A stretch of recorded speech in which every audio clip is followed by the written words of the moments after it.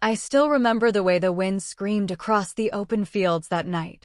It was the kind of wind that makes you feel like the whole world is trying to push you down to your knees. The kind that snatches your breath right out of your throat. The kind that whispers to you that you will not make it. That you will never make it. But I had no choice. My babies were waiting for me. And a mother without a choice becomes a force snowstorm can truly understand. I had left the house just before dusk. The sky already bruised with heavy clouds, their edges turning darker and darker as the sun slipped away. I could not stay in that house any longer. Not with the shouting. Not with the slamming doors. Not with the sound of my children crying into their blankets. Trying to stay quiet. Trying not to anger the man who was supposed to protect them, but who had become a storm far worse than any winter night. I had packed a small backpack. Nothing more than a few snacks, some water, and the last $20 I had managed to hide away behind the washing machine. My plan was simple. Walk to my sister's house. 40 miles across back roads, fields, and old forest trails. I knew it was far. I knew it was dangerous. But staying was more dangerous still. And my children. They were everything I had in this world. Their tiny hands. Their big hopeful eyes. Their trust in me. These were my compass. My strength. My fire. The first few miles were easy enough. My legs were strong from years of work. And my heart was steady, pounding in a rhythm that kept me moving. Step. After step. After step. But as I reached the open stretch of farmland, the wind shifted, lifting the loose snow from the ground and spinning it into the air, making it impossible to see more than a few feet ahead. I wrapped my arms around myself, pulling my thin coat tighter. But the cold slipped through every seam, every stitch, like it was determined to find a way to slow me down. I kept walking, talking to myself under my breath, telling myself, "You have to keep going. You cannot stop. You cannot let them down." Every mother knows this voice. That quiet, steady voice that rises up from somewhere deep inside. Stronger than fear. Stronger than doubt. Stronger than the storm. The sky grew darker. And soon night wrapped itself around everything, turning the world into a silent white desert. The snow beneath my boots turned deeper. So deep my legs had to lift high just to take a single step. And after a while my muscles began to scream. My breath turning ragged. My fingers aching so badly I could no longer feel their shape. There were moments, small ones, when I thought about turning back. Moments when the cold pressed against my ribs, trying to squeeze out the hope I carried. Moments when the wind hit me so hard I stumbled, falling to my knees in the snow. But every time I fell, I saw the faces of my children. The way they held on to me when they were scared. The way they looked at me like I was their whole world. And I rose again, shaking off as much snow as I could, pressing my feet forward. One more step. One more mile. One more stretch of darkness. Somewhere around midnight, I reached the edge of the old forest. A place I had walked through many times in the summer, but never in winter. Never in a storm like this. The trees were tall, their branches heavy with white, and the wind whistled through them, making a lonely sound, like someone calling my name from far away. I knew it was just the storm, but I kept looking behind me, feeling the shadow of fear crawl up my spine. What if he had followed me? What if he was somewhere behind? What if I was walking straight into danger? But no, I told myself firmly, he will not follow. He never believed I would leave. He never believed I would find the strength. He never believed I had courage at all. And that was exactly why I had to keep going. Inside the forest, the wind softened, the trees acting like giant shields. But the air grew colder. So cold it felt like it was biting through my clothing, nipping at my skin, turning my breath into long, heavy clouds that drifted upward like ghosts. I pulled my hood forward, lowered my head, and kept walking, my boots crunching through layers of untouched snow. Hours passed. I could feel them, even though time had become strange, stretching long and thin like the shadows between the trees.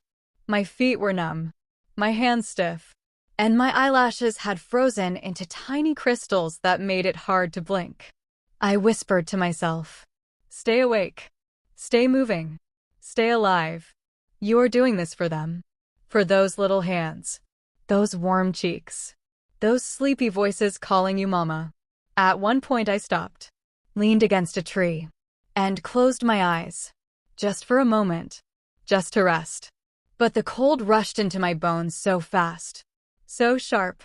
I gasped and pushed myself away, knowing that if I stayed still too long, even a minute, I might not stand up again. So I forced myself forward, counting the trees, counting the steps, counting anything to keep my mind awake.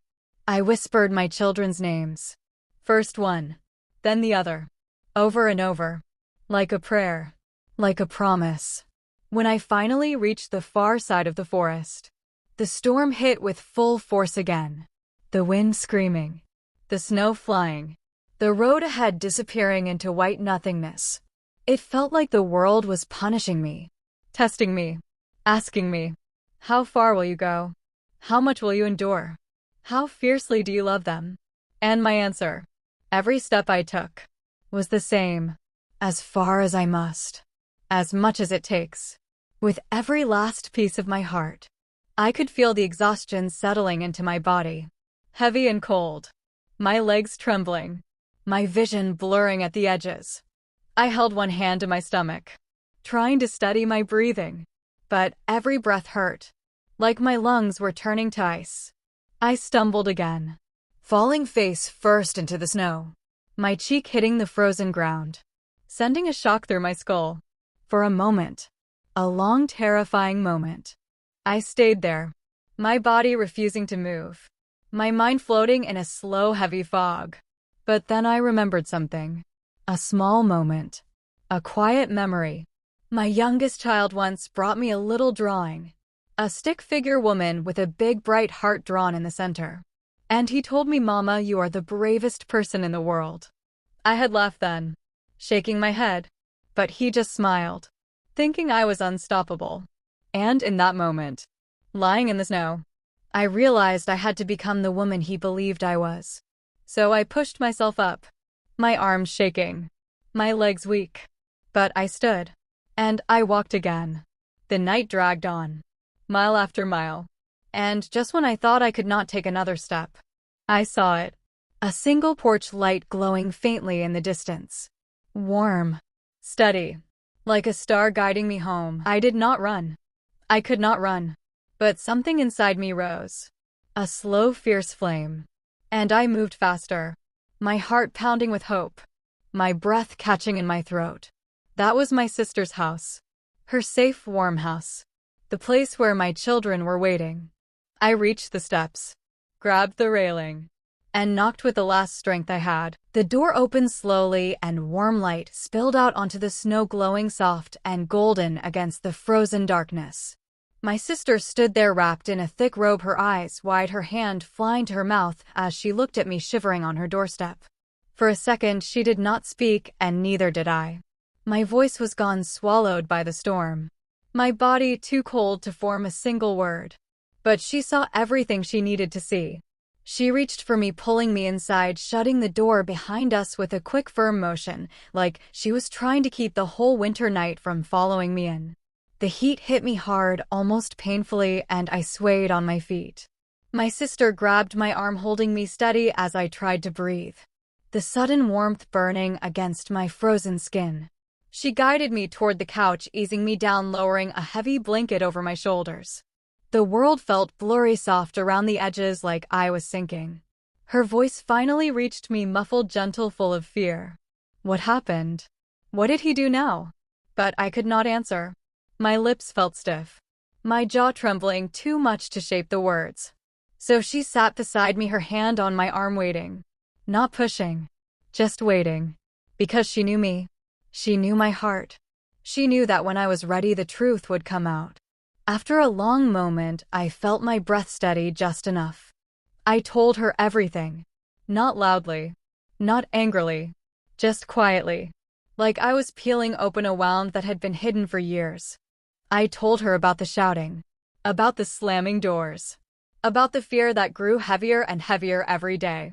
I told her about the way my children would cling to me, their little voices shaking, begging me not to leave the room.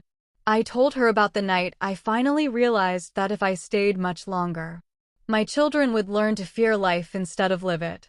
She listened to every word, her eyes full of tears she did not let fall. She held my cold hands between hers, rubbing them, trying to bring color back into my skin. And when I finished, she whispered, "You did the right thing. You saved them." And she said it like it was the most obvious truth in the world. My children were asleep in the next room, curled up together like they always did when they felt scared. I stood there in the doorway watching them, their little faces soft, their breaths slow and steady. And I felt a wave of relief wash over me, so deep it almost brought me to my knees. They were safe. They were warm. They were alive. And for the first time in a long time, I felt like a mother again. The next morning, the world outside was silent. The storm had passed, leaving the ground covered in a thick layer of untouched snow. The sky was pale blue, soft, almost forgiving. But inside my heart, the storm was still there. I knew he would wake up, find the house empty, and come looking for us. I knew the phone would ring, the messages would come, the threats would follow. Because a man like him did not let go easily. Anger was the only language he understood. But I was stronger now. I had crossed 40 miles of winter, fought with the wind, the cold, the fear, and I had survived. I was not the same woman who used to sit quietly on the edge of the bed waiting for the next outburst. I was someone else now, someone forged by the storm. Still, fear slipped into my chest when the first knock came on the door. Sharp, loud, too familiar. My sister rushed to the window, peeking out, her breath catching softly. It was him. He was standing there, breath rising in thick clouds, fists clenched, jaw tight, eyes burning with fury. For a moment, my body froze, old memories tightening around me, pulling me back into that house, those nights, those shouts. But then, something else rose within me. A quiet strength, steady and powerful, the same strength that had carried me through the storm. My sister looked at me waiting, and I shook my head. "No, do not open the door. We called the police." My voice trembled, but it was steady enough. "This ends today." The officers arrived quickly. The moment they stepped onto the porch, he started shouting, saying I had ruined his life, saying I had taken everything from him. But they stood between us, telling him to step back, telling him to calm down, telling him this was no longer his home, no longer his right, no longer his decision. Watching him being led away, hearing the patrol car door shut, I felt a weight leave my chest. It did not all go away at once, but some part of me exhaled. A long, slow breath I had been holding for years. For the next few weeks, my sister let us stay with her. Her little house filled with the sound of children laughing, running, playing, their voices no longer quiet or tense, just full of life again. Every morning I woke up early, stood by the window with a cup of tea, watching the frost melt on the glass, feeling something inside me beginning to thaw too. But even with safety, there was worry, there was fear, there was uncertainty. Where would we go? How would I raise them alone? What kind of life could I give them now? These questions rested on me like heavy stones. But every time I felt them pushing me down, I remembered the storm, the miles, the nights, the strength I had found on that journey. One evening, as I walked my children to the nearby park, I noticed a woman sitting alone on a bench, her arms wrapped tight around her, her face pale, her eyes swollen. I recognized that look. That quiet, trembling sadness. That fear. I knew it because I had lived inside it. I sat beside her, and she looked at me like she was afraid to speak. After a moment, she whispered, "I do not know where to go. I do not know what to do." Her voice was thin, like it was breaking under its own weight. And without thinking, I told her, "I know. I understand. And you are not alone." That night, a thought began to grow in my mind. A small, soft thought, but powerful. What if women like her, women like me, had a place to go? A place that was safe, warm, filled with hope. A place where no one had to walk through a storm just to survive. What if I could create something like that? I did not know how. I had no money, no support, no experience. But I had lived through it. And sometimes experience born from pain becomes the strongest foundation of all. That night I could not sleep. The idea kept burning in my chest. And by morning it had turned into a decision. I would build a safe house. Even if it took months. Even if it took years. Even if I had to start with nothing but kindness and determination. I began with a notebook. A simple old notebook with a torn cover and pages that curled at the edges. I sat at my sister's kitchen table late at night when the children were asleep. A dim lamp glowing beside me. And I wrote down everything I wished I had when I escaped. I wrote down the kind of rooms we needed. The kind of support. The warmth. The comfort. The safety. A place with beds that felt soft after years of sleeping with fear. A place with quiet halls. A place where women could breathe without listening for footsteps. I wrote until my hand ached. Page after page. Dream after dream. When I finished the last page, I looked at the notebook. My heart pounding. Because for the first time, this dream felt real. It was not just an idea anymore. It was a map. A beginning. A promise. I brought it to a local community center. Hands shaking. Voice quiet. But they listened. Really listened. A woman there. Her name was Andrea. Looked at my notebook. Then looked at me. And I saw something in her eyes. Recognition. Understanding. Like she knew what it meant to carry a story inside your bones. She said, "We will help you. We will start together." Her words felt like a door opening. And I stepped through. We started small. So small it almost felt foolish. The first safe house was nothing more than an old rental home at the edge of town. Its walls were cracked. The paint peeling. The floors creaking under every step. But to me it was beautiful. Because it meant safety. It meant hope. It meant nobody had to walk 40 miles through a storm again. We cleaned it together. Scrubbing the floors. Painting the walls. Mending what we could. Laughing sometimes. Crying sometimes. But always working with the same shared purpose. To build something gentle. Something strong. I brought my children there after school. They would sit in the empty living room. Drawing pictures for the women who would one day stay there. My oldest drew flowers. My youngest drew hearts. And when I asked him why, he said, "Because hearts help people feel less alone." The first woman arrived 3 weeks later. She stepped through the doorway just as I once had stepped through my sister's door. Cold. Tired. Frightened. Her hands shaking. Her voice barely a whisper. She looked at me and asked, "Is this really safe?" And I looked back at her, feeling the weight of her fear. And I answered, "Yes. As long as you are here, you are safe." I meant it with every part of my soul. Over the next months, more women arrived. Some with children. Some alone. Some with bruises hidden under long sleeves. Some with hearts bruised in ways no one could see. They came with stories that made my chest tighten. Stories full of nights that never seemed to end.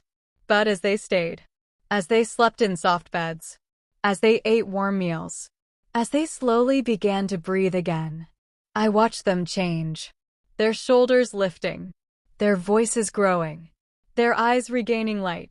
I watched them slowly remember who they were before the pain. One night I stood in the kitchen washing dishes, and I heard laughter coming from the living room. Not forced, not nervous, but real, bright, warm laughter. And tears filled my eyes, because it meant healing had begun. Word spread. Women told other women. Neighbors told neighbors. Churches reached out. Organizations began to notice. And soon donations started coming in. Bags of clothes. Boxes of food. Even toys for the children. People cared. People wanted to help. And every bit of kindness became another brick in the foundation of what we were building. We bought a second house. Then a third. each one filling with women who needed a place to rest, to gather strength, to rebuild their lives. I spent my days writing grant letters, meeting with community leaders, speaking at events even though my voice trembled each time. I spent my nights comforting women who woke from nightmares, helping children who clung to me when they were afraid, cooking meals, folding laundry, sitting quietly beside those who just needed someone to sit with them. I had become something I never expected, but it felt right. It felt like the path I had been walking my whole life, even through the worst storms. Eventually, the houses were not enough. We needed something bigger. A true safe shelter with room, privacy, care. And so I began the process of creating one. A real center. A place built with purpose. It took years. Long years filled with meetings, paperwork, fundraisers, late nights staring at budgets, and early mornings standing in front of rooms full of strangers, sharing my story, hoping someone would understand, hoping someone would help. And many did. People who had never met me offered donations, volunteers, support, love. It reminded me that the world still held kindness, even when life tried to hide it. The day the center finally opened, I stood outside its doors, tears filling my eyes. The building was warm beige with wide windows, sunlight pouring through. Inside were 30 rooms, a play area for the children, a therapy room, a small kitchen that already smelled like hope. My children stood beside me holding my hands, their faces glowing with pride, and I felt something rise deep inside. A feeling I had not felt in years. Something soft. Something powerful. Something like peace. The first night in the new center, I walked from room to room quietly, checking on everyone, making sure they were warm, making sure they felt safe. And when I reached the last room, a woman looked up at me, her voice barely above a whisper. "I think you saved my life." I shook my head gently. "No, you saved your life. We just gave you a place to begin." Within 2 years, the center grew. 1 building became 3. 3 became 5. Then 10. And eventually we reached a number I could have never imagined. 300 women sheltered, supported, protected. Their lives changed. Their paths rewritten. 300 women. Each one strong. Each one brave. Each one finding hope again. Sometimes late at night when the halls were quiet and the soft hum of heaters filled the air, I would walk through the center, slowly touching the railings, the door frames, the walls, feeling the warmth that lived there now. It was hard to believe that all of it had grown from a single night, a single storm, a single decision to walk 40 miles for the sake of 2 small children. Pain had shaped the beginning, but love shaped everything that followed. Women often asked me, "How did you do it? How did you survive? How did you walk that far alone in the dark?" And I would always tell them the same thing. I was not alone.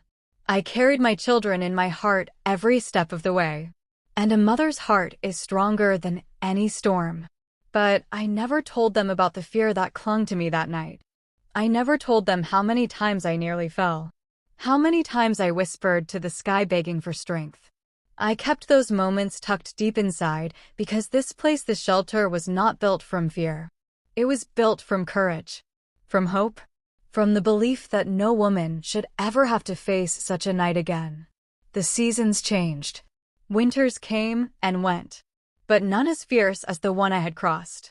Every time snow began to fall, I felt a strange stillness inside, a reminder of the miles I had walked, the cold I had endured, and the warmth I had found. Sometimes I would stand at the window watching the flakes drift down, remembering how heavy they once felt on my skin, how the wind had pushed against every dream I carried. But now, snow meant something different. It meant warmth inside, laughter in the rooms, safety where there had once been fear. One winter evening, I was walking down the hallway when I saw a young girl sitting alone near the stairs. Her knees were pulled to her chest, her head resting on her arms. She looked so small, so lost. I recognized that posture. The posture of someone who has cried too long. Someone who has run out of tears but not out of pain. I sat beside her quietly. She did not look up. I waited, letting the silence settle softly between us. And then she whispered, "I thought he loved me." Her voice cracked like thin ice. I placed a gentle hand on her back and said, "Love should never make you afraid." She cried then, her thin shoulders shaking. And I stayed with her, letting her feel whatever she needed to feel. Letting her fall apart in a place where falling apart was allowed. Moments like that reminded me why this place mattered. Why every sleepless night, every meeting, every sacrifice was worth it. Because healing does not happen all at once. It happens softly, quietly, slowly, in conversations at stairwells, in whispered truths, in warm food, in soft blankets, in the safety of being believed. As the years passed, my children grew taller, their laughter deeper, their steps louder. They ran through the halls like they owned them. And in a way, they did.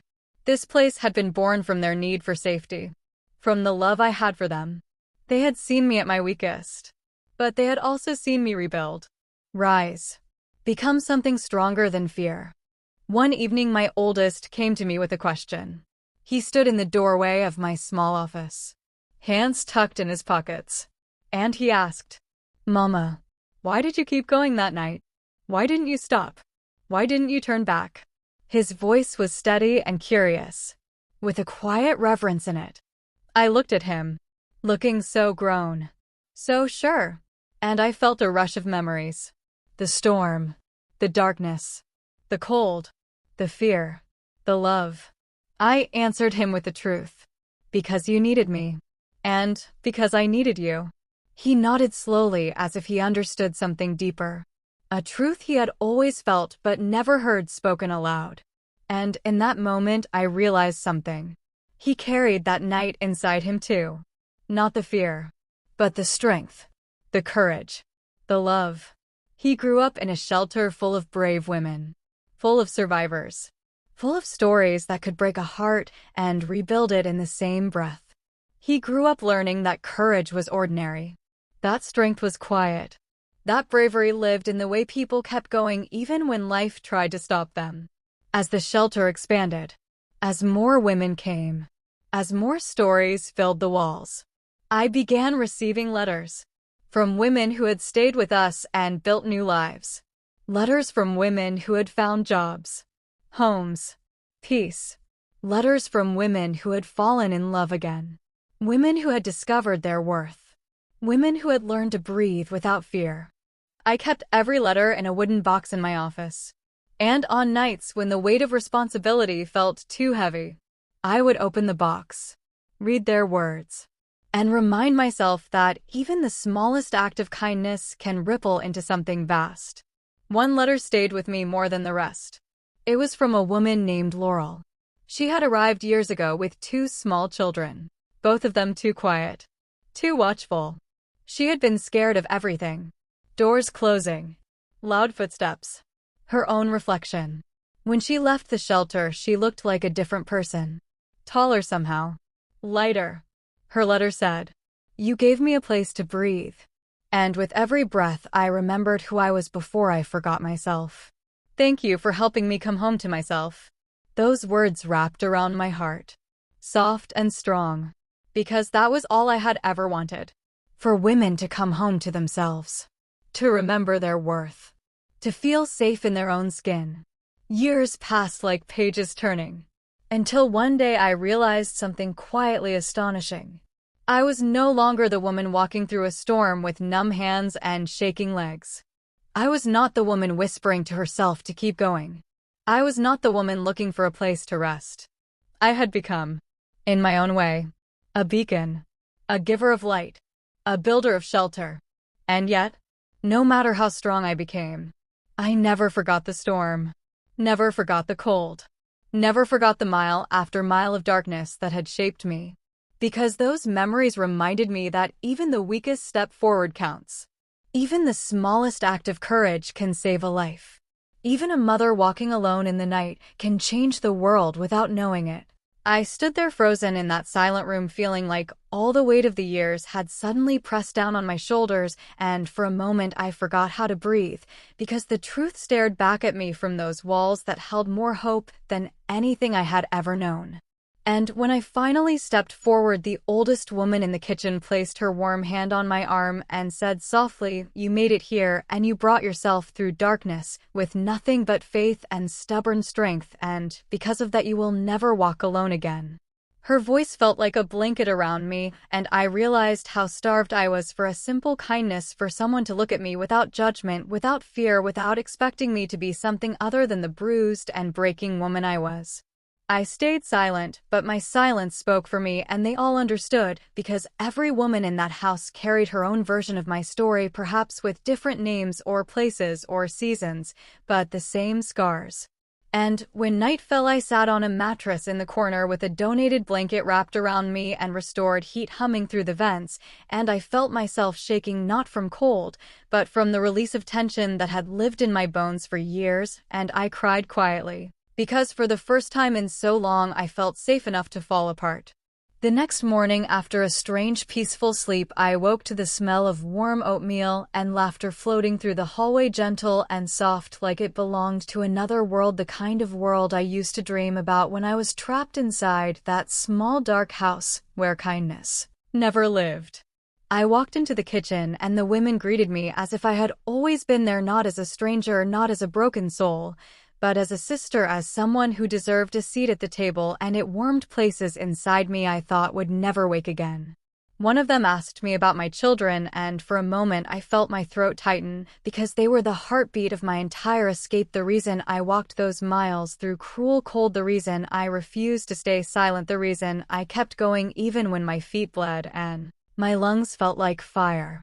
I told them my children were safe with my neighbor who had stayed awake all night waiting to hear from me, and how the only thing I wanted now was to build a life where my kids would never have to whisper in fear or hide behind doors whenever footsteps echoed through the house.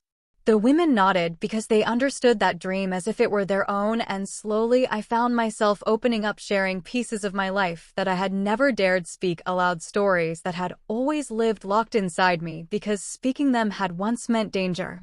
As days passed, I learned the rhythm of the house, the way everyone moved with gentle purpose, the way someone always left tea ready for anyone who had a rough night, the way someone else would sit beside you even if you never asked, because they knew the silence often spoke louder than words. Slowly, I began helping with chores, small things at first, folding blankets, organizing donated clothes, sweeping hallways, anything that made me feel useful and part of something larger than my pain. And one morning, the director of the shelter, a calm woman with silvering hair, asked me if I would like to assist her in welcoming new arrivals, and for a second I hesitated, because I still felt so fractured inside, like if someone leaned on me too hard I might crumble. But then I saw myself in the women arriving, trembling hands and swollen eyes, and I realized I did not need to be whole to help another broken soul find her footing. So I said yes. The first woman I welcomed was younger than me, shaking with fear, holding a toddler with pale cheeks pressed into her shoulder, and as I led her inside, she whispered barely audible, "Thank you for being here," and something inside me shifted like a seed cracking open beneath the soil. I realized that every step I had taken, every mile I had walked through snow, every tear, every bruise, every night I had stayed awake hoping for a different life had brought me to this moment where I could be the person I once needed the most. Days turned into weeks and weeks into months, and I found myself transforming, not in sudden flashes, but in slow, steady breaths, learning how to trust again, how to smile without flinching, how to rest without listening for danger, and how to build something that would last. Then one evening, as the sun faded behind the trees, I stood outside the shelter with a cup of warm tea and felt something rise inside me, something fierce and protective and unbreakable, because I realized the house we lived in was always full to the brim. Women kept arriving, needing safety, needing a bed, needing a voice to tell them they weren't alone. And that was when the idea came, gently at first like a whisper, then louder like a calling that I could not ignore. I wanted to build another house. A safe house built from the ground up, where no woman would ever be turned away, a place with warmth and dignity and long tables where women could sit and feel seen and heard and valued. But the idea felt impossible for someone like me who had never owned anything more than a few clothes, who had never spoken at a meeting or filled out a form without shaking hands, who had walked miles with nothing but fear at her back. Yet the vision stayed in me, glowing like a small fire that refused to die, and one night I shared it with the director, telling her through trembling words that I wanted to build a home for women like us. And she looked at me with those steady eyes and said, "Then you must begin, because the women who survive storms are the ones who can build shelters strong enough for others." Her words rooted themselves inside me, and I knew I was no longer the woman who walked through the snow begging the night not to swallow her. I was someone rising, becoming something more than a survivor, becoming a builder of futures. I took classes on nonprofit management, sitting in the back of community centers, taking notes with shaking hands, but refusing to give up, because every page I filled was a step toward the dream inside my chest. I attended workshops where my voice trembled during introductions, but steadied as I spoke my truth, because the world needed to hear it, and each time I shared a piece of my story, the room shifted, leaning closer, as if my survival gave them permission to hope again. I applied for grants, and the first few rejections stung like winter wind against raw skin, but I kept going, rewriting, rethinking, refusing to let the echoes of my old life convince me I was not enough, because I had walked too far and fought too hard to give up now. And one morning in early spring, I opened an email and felt my breath catch, because the grant committee had approved funding for the first phase of construction, and for a moment I could not move, because something inside me burst open, a wave of disbelief and gratitude crashing through me, so powerful it nearly brought me to my knees. I ran outside holding the letter in both hands, and the women gathered around me, their eyes bright, because they knew what this meant, and we all stood there under the soft morning light, embracing and crying, because this was not just my victory, this was ours, this was hope finally standing on solid ground. Construction began slowly, with the first shovel of earth breaking open the place where fear would end for hundreds of women, and I visited every day, watching as the beams rose like ribs of a giant shelter, watching as walls formed, windows opened, floors settled, watching as my dream took shape in real solid wood and stone.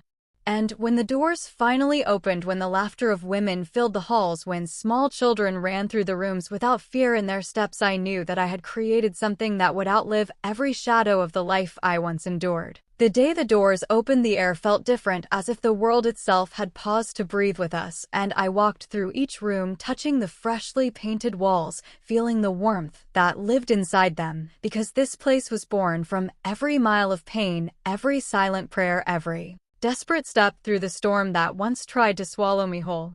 Women arrived quietly, at first 1 or 2 each week, carrying bags packed in haste, carrying fear in their eyes, carrying children who clung to them with trembling fingers, and every time the door opened, I felt that familiar pull inside me, the echo of my own first steps into safety, and I made sure that each woman felt seen and protected the moment she crossed our threshold. I took their hands, gently guiding them through hallways filled with soft colors and warm light, rooms that smelled of clean blankets and hope, and when they asked if it was really safe here, I looked them in the eyes and told them the truth, that this house was built by a woman who once feared she would never see another sunrise, and that every piece of it stood as a promise that they would never walk alone again. Slowly, the safe house grew into something greater than I had ever imagined. Workshops filled the old community room, where women learned to rebuild their lives through skills and knowledge, budgets and resumes, therapy and empowerment, and the soft, steady rebuilding of self-worth that had been stripped away in the shadows of their former homes. Children played in the yard under the watchful eyes of volunteers, laughing freely for perhaps the first time in their young lives, and the sound of their laughter carried through the windows like a song that reminded us why we fought so hard, why we opened these doors and kept them open no matter how heavy the world outside became. Months passed, and the demand grew faster than I could have imagined. The house was always full, always stretching to hold more stories, more tears, more victories, more women arriving at midnight after escaping a dangerous home, more children looking for a corner where they could finally rest. And each time I saw a woman standing on the front steps clutching her child, as if she were holding the last piece of her soul, something inside me strengthened, and I knew we needed more space, more beds, more counselors, more doors for more women searching for a lifeline in the darkest hours of their lives. So I began again. I gathered volunteers. I knocked on doors. I wrote proposals late into the night.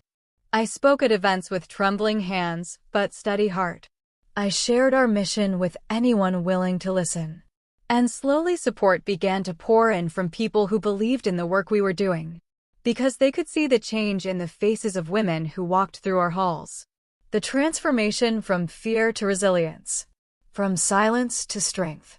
Soon we opened a second safe house, then a third, then a fourth, each one rising from the ground like a sanctuary carved out of the harshness of the world, and each one filled quickly because pain has no boundaries and courage often arrives in the quiet moments when life gives a woman one final chance to run. I hired teams of trained counselors, social workers, legal advocates, teachers, childcare workers, cooks, and night watch volunteers, people who believed deeply in the mission, people who understood that compassion is not weakness, but a powerful force that can change the trajectory of a life. And as our network grew, so did our community. Women who passed through our doors often came back later with clear eyes and new strength, offering to help others who stood where they once stood, the cycle of healing expanding outward like ripples in still water. One morning, as I walked into the administrative office, a young woman stood waiting for me with tears shining in her eyes. She told me she was one of the first women who arrived when the house initially opened, and now, after rebuilding her life, going back to school, finding work and securing a home, she wanted to volunteer full-time. She said, "You saved my life." But I shook my head gently and told her I did not save her. She saved herself by choosing to keep walking through her own storm, by choosing to believe she deserved more, and she smiled through her tears, understanding something deeper than words. That day I realized the truth of what we had built. It was not just walls and roofs and rooms. It was not just beds and blankets and meals. It was hope. It was a place where women learned to breathe again and then learned to rise. It was a place where the cycle of fear ended and the cycle of courage began. Years passed and women kept arriving and leaving stronger than they came, and somewhere along the path we reached the number I once thought impossible: 300 women sheltered, supported, and sent back into the world with new strength, new clarity, and new lives woven from the threads of their own resilience. 300 women. 300 stories. 300 battles fought and won. But even as the number grew, I never forgot my own story, never forgot the icy wind that once burned my skin, the old road that cut through the snow like a cruel memory, never forgot the night I chose to save my children and myself, no matter the cost. One day I received a call that would test me in a way I had not expected. A woman from my old town reached out, trembling, voice breaking through the line, asking if the shelter could take her, and she whispered my name, unsure if I would remember her, and when she said who she was, my breath caught in my chest. She was the neighbor who once lent me her phone in secret, the woman who had quietly slipped an extra loaf of bread into my grocery bag when she saw the bruises on my wrists, the woman who never said anything aloud, but whose eyes had spoken enough. She had become trapped in a home filled with the same kind of violence she once saw me running from, and now she needed help, she needed safety, she needed someone to open the door for her the way I once needed her silent kindness. I told her to come. I told her we would make room. I told her she was not alone. And when she arrived, I held her the way someone had once held me when I first stepped into the shelter years ago, fragile, trembling, unsure of the future, but desperate enough to hope. In that moment, life felt like it had turned in a full circle, a circle of pain, yes, but also a circle of healing, a circle of women helping women, rising for each other, standing for each other, fighting for each other.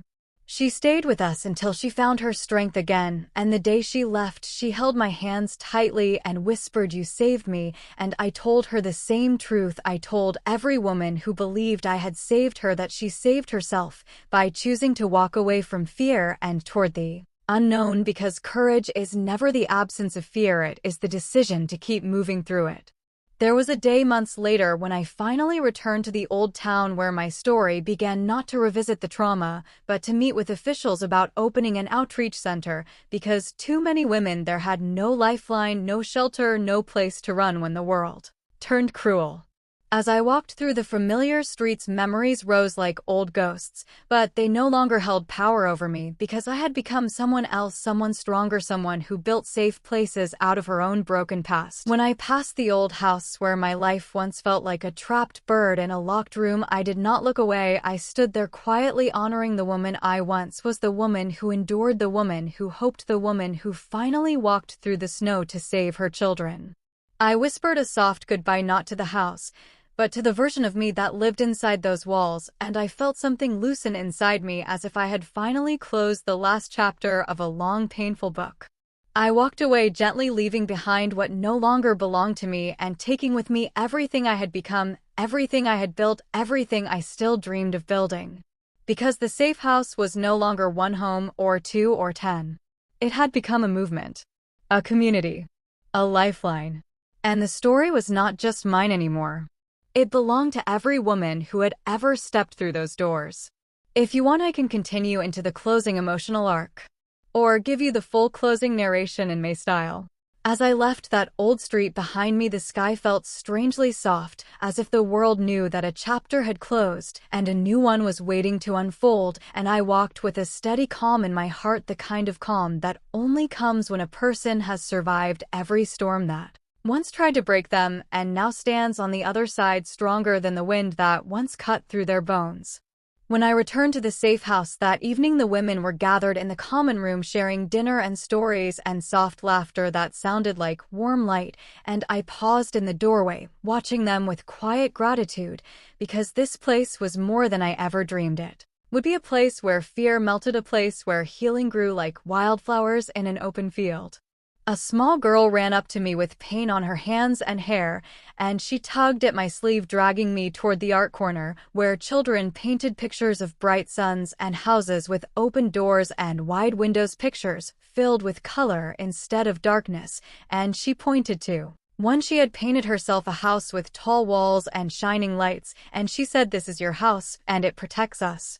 Her words wrapped around my heart like gentle arms, and I knelt beside her, brushing a stray curl from her cheek, because children often say the truth in ways adults forget how to speak, and in that moment I felt the weight of every mile I had ever walked settle into something beautiful, something worth all the pain, all the fear, all the nights I wondered if I would ever find safety.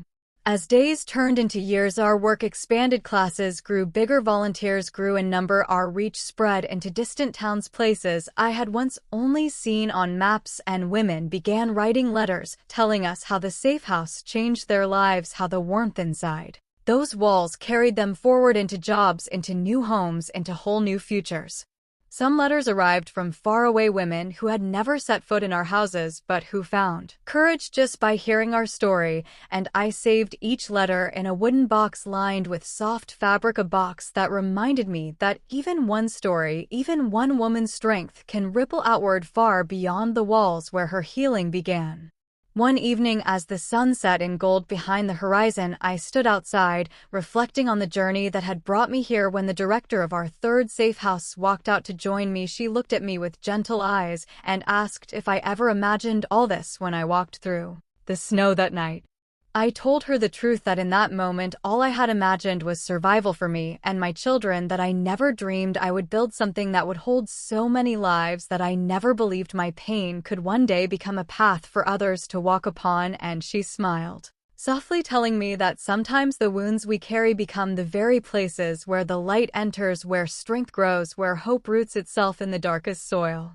Her words stayed with me, echoing softly as the days flowed on, and whenever fear or doubt crept in, I remembered that night in the snow, the cold biting at my skin, the heavy weight of fear pressing against my chest, and I remembered how I kept walking, not because I felt strong, but because I knew I had no choice but to believe in a future I could not yet see. And now that future stood before me, solid and bright, made of walls built with hope, and hands and hearts made of women who refused to stay silent, made of children who slept peacefully at night for the first time in their young lives. One winter evening, many years after the first safe house opened, I found myself lighting candles for a quiet ceremony, one we held every year to honor the women who passed through our doors, the women who survived, the women who healed, the women who rebuilt their worlds piece by piece with courage as their only compass. As I lit each candle, I whispered a name, a memory, a moment of victory, because each flame represented not a life broken, but a life rising, a story reclaimed, a soul that learned to breathe again. And as the room filled with warm, flickering light, I felt tears slip down my cheeks, not in sorrow, but in reverence for the strength that lived in every woman who had ever walked inside seeking refuge. When the ceremony ended, a young woman approached me, her face gentle, her eyes soft, and she said quietly, "I want to tell my story one day the way you tell yours. I want to help other women the way you helped me. I want my life to mean something more than the pain I survived." I took her hands, feeling the quiet tremor of hope in her palms, and told her that her story already meant something. Her strength mattered, her survival mattered, her heart mattered, and that when she was ready, she would find her own way to rise and lift others with her, just as so many women before her had done. Because that was the truth I had learned over the years, that healing does not end when a woman leaves our doors. It grows, expands, spreads like warm light across cold land, turning winter into spring, turning fear into courage, turning silence into a voice that can shake the world. As time moved forward, our safe house community continued to grow, and I found myself traveling to conferences, community meetings, town halls, sharing our mission, speaking to leaders and families and teachers and strangers who wanted to understand how we created these sanctuaries. And every time I spoke, I carried the stories of the women with me like lanterns, guiding me through each room. One afternoon, after speaking at a gathering, a young girl approached me holding a notebook pressed tightly against her chest. She said she had listened to my story, and that it helped her understand her own mother, who had left a painful home years ago. The girl had never known why her mother left until now, and she thanked me for giving her the missing pieces of her mother's strength. I hugged her gently, feeling a wave of emotion rise in me, because sometimes healing passes not just from woman to woman, but from mother to daughter, from one generation to the next, like a chain of courage, unbroken and unbreakable. As I grew older, I began stepping back from the daily operations, trusting the new leaders, the women who once arrived trembling, but now stood tall, leading workshops, managing teams, building programs, dreaming even bigger than I had ever dared. And I watched with pride as they carried the safe house mission forward with determination born from their own storms. But every once in a while I still walked the halls, quietly watching the soft glow of lamplight reflecting off walls painted with hope, listening to the laughter echoing through rooms that once knew only silence, feeling the warmth that lived in every corner of every house we built. And in those moments I remembered the night my journey began, the night I pressed my shaking hand against a door praying for safety, the night my children slept in fear, the night I stepped into the cold and walked through the snow with no map, no plan, only a desperate faith that somewhere out there a kinder future waited for us. I remembered how far I had come, how far we all had come, and I knew the story was not just mine anymore. It belonged to every woman who survived. Every woman who rebuilt her life. Every woman who chose hope over fear. Every woman who walked through her own storm and came out stronger on the other side. As the years folded gently into one another, the safe houses became more than a network, more than a mission, more than a refuge. They became a living, breathing family made from the stories of women who had once thought they had reached the end, only to discover a new beginning, waiting quietly just beyond the darkness. There were days when I would sit in the garden behind the first safe house, the one built from my earliest dreams, and I would watch the wind move through the tall grass, the sunlight stretching across the benches, the voices of women drifting like soft music from the open windows. And I would feel a peace settle inside me, deeper than anything I had ever known. It was a peace formed not from the absence of struggle, but from the knowledge that we had created something stronger than pain, something that would outlast fear, something that would hold women long after my hands grew too old to carry the weight myself. One afternoon, while I rested on that old bench, a woman approached me quietly, her steps gentle, as if she did not want to disturb the air around us, and when she sat beside me, I recognized her face, even though it had changed with time, softened with healing and strengthened with years of rebuilding. She had been one of the first women I had ever welcomed, a woman who once arrived with bruised eyes and trembling hands, clutching her daughter close to her chest. She told me her child was now grown studying to be a counselor, so she could return to these halls and help others who carried the same wounds she had once carried. Her voice trembled as she spoke, not from pain, but from pride and gratitude, and I felt tears warm my eyes. Because this was the legacy I never imagined I would see, generations touched by the fire of courage passed from mother to daughter like a lantern in the night. The woman placed her hand on mine and said softly, "You changed everything for us," and I looked at her with the truth that lived inside me and told her that it was not me alone, it was all of us. It was every woman who kept walking through storms, who refused to stay silent, who believed that healing was possible even when the world told her otherwise. And together we sat there in quiet understanding, two women who had come from different stories, but had woven their lives into the same tapestry, a tapestry made from survival, from compassion, from the belief that healing is not only possible but inevitable when women stand with one another. As the sun dipped low behind the trees, the golden light washed over the garden, and I felt something shift inside me, a gentle tug, a quiet whisper nudging me toward the next chapter of my life, the chapter where I would step back just a little and trust the next generation of women to carry the light forward.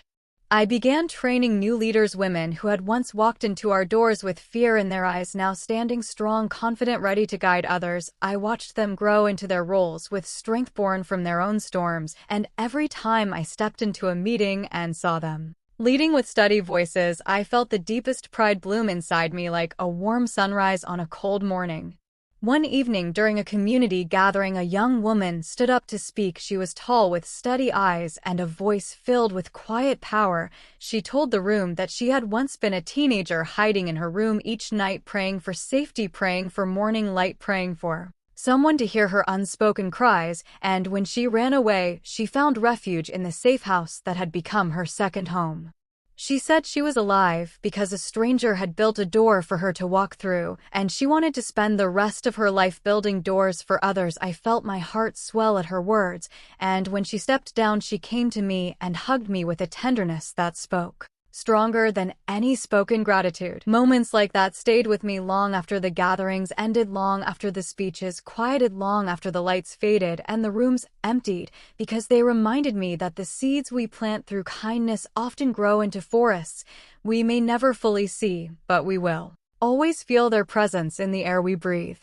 As time went on, I found myself returning more often to the quiet moments, walking through the halls in early morning stillness, listening to the breath of the house, watching the women preparing their days, counting blessings that once seemed impossible, and each quiet morning felt like a gentle reminder that hope is built slowly with steady hands and persistent hearts.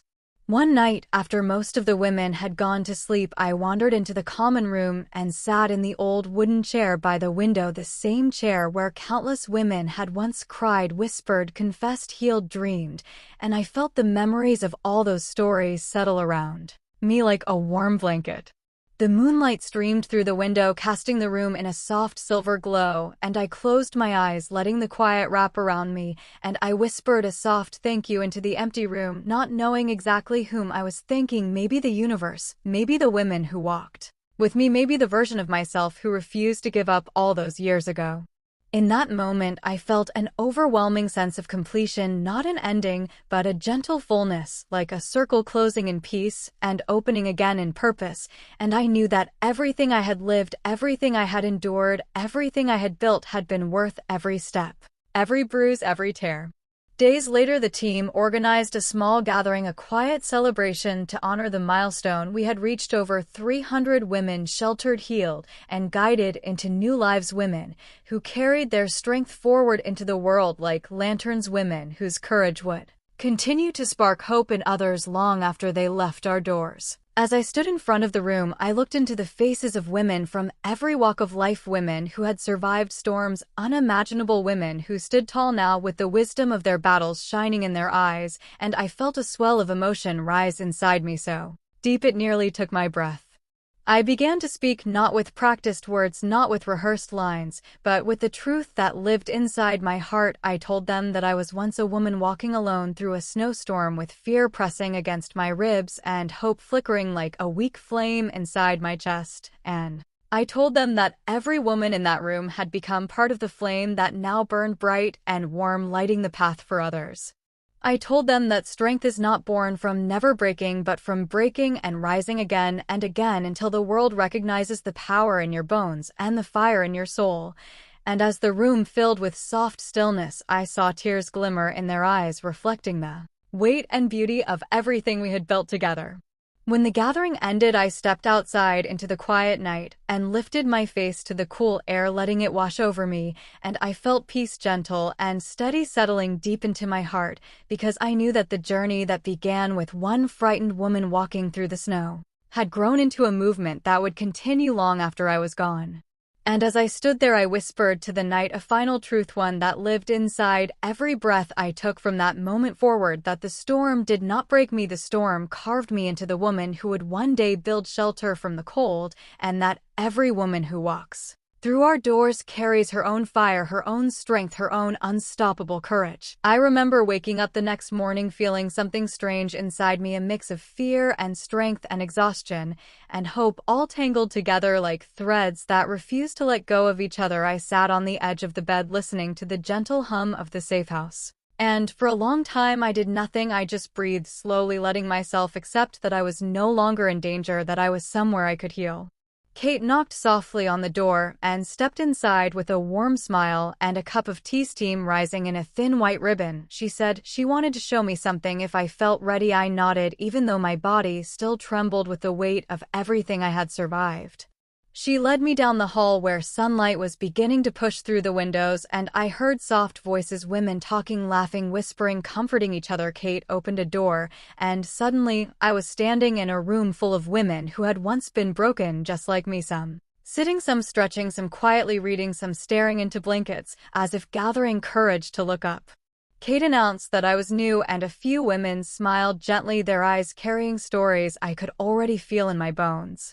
One woman stood up and walked toward me, her steps slow and careful, like someone learning to walk again. She said her name was Alani, and she had been here for 4 months. She said she still woke up shaking sometimes, still had nights where her breath was trapped in her chest like a bird desperate to flee, but she also said that she could finally look at her own reflection without flinching, and that took time. When she said that, I felt something warm rise inside me, maybe understanding, maybe hope, I was not sure. After that, Kate asked the women to gather in a circle. We sat cross-legged or with our knees pulled to our chests, everyone in different shapes of comfort. She told us the circle was not about sharing if we did not want to, it was simply about being present, about remembering that we were no longer alone. A woman named Teresa began to speak, her voice soft but clear like a candle, refusing to go out. She talked about how she had once tried to leave her husband 5 times and returned all 5 times because fear had convinced her she had nowhere else to go. No one would believe her, she said, and as she spoke she looked around the circle with calm eyes, as if she had finally found a world where her truth mattered. Listening to them, I felt my throat tighten, and I lowered my eyes, because the truth hummed inside me like a wound I was not ready to show. When the circle ended, Kate approached me and asked if I wanted to help her prepare lunch. I said yes, even though my body still felt fragile. She gave me vegetables to chop, and I watched my hands tremble with each slice. But something about the rhythm steadied me just a little bit. While we cooked, she told me about the origins of the safe house, how it had started with only 4 beds and a handful of women, and how slowly it grew as more women reached out for safety. She said that every woman here had a story, and every story deserved a place to rest. When she said that, I felt tears rise again, but I blinked them away because I was tired of crying and yet unable to stop. Later that afternoon, Kate showed me the garden behind the safe house, sunlit and quiet, with small stone paths winding between patches of green. It smelled like rosemary and warm earth, and I felt my chest loosen just a little. For the first time in a very long time, I inhaled without fear. She told me the women helped take care of it, planting flowers, trimming bushes, watering herbs. For some it was a place to think, for some a place to breathe, for some a place to learn how to exist without being afraid of footsteps behind them. I walked slowly between the rows of plants, letting my fingertips brush the leaves, and I thought about my parents, my old home, my broken marriage, my bruises, my memories, all swirling like dust in sunlight, and I wondered how long it would take before the pain stopped echoing inside me.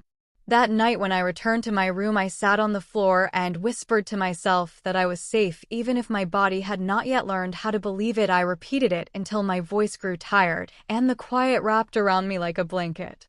The next morning I woke to a soft knock, and when I opened the door, a girl stood there, younger than me, perhaps 22, with short curls and eyes that held storms. She said she had arrived during the night and Kate had told her I was new too and maybe she could talk to me if I did not mind.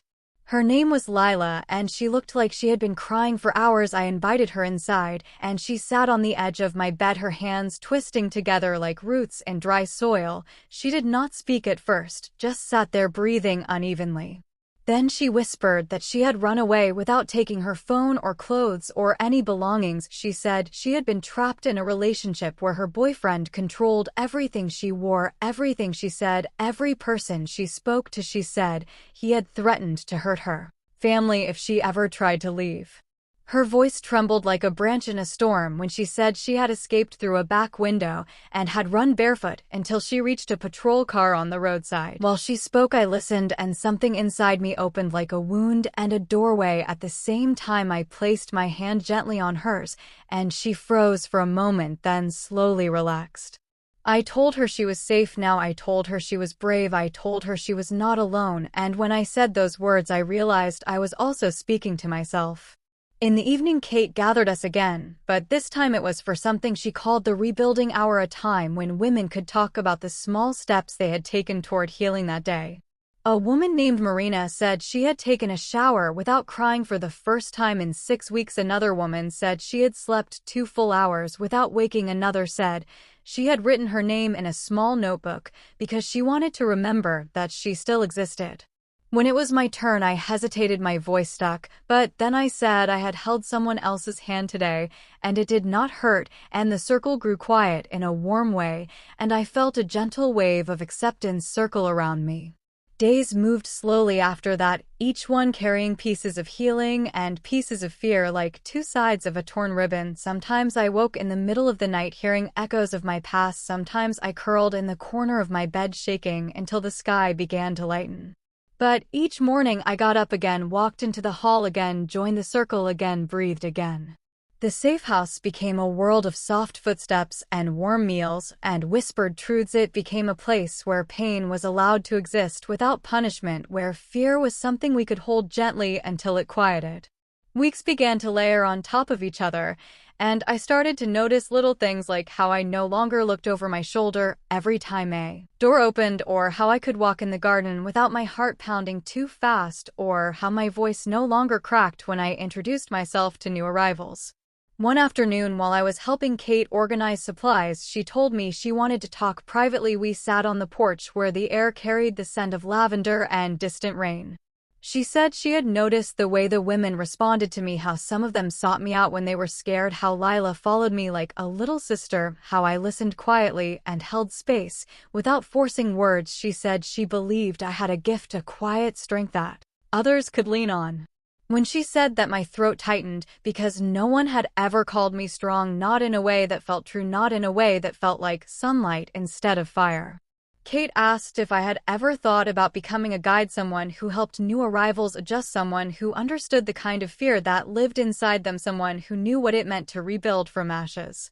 I told her I was not sure I was healed enough to help anyone. She smiled softly and said healing was never a destination, it was a motion, a breath, a rhythm, and sometimes helping others was part of what made us whole again. Her words settled into me like seeds, and I wondered if one day they might grow into something real.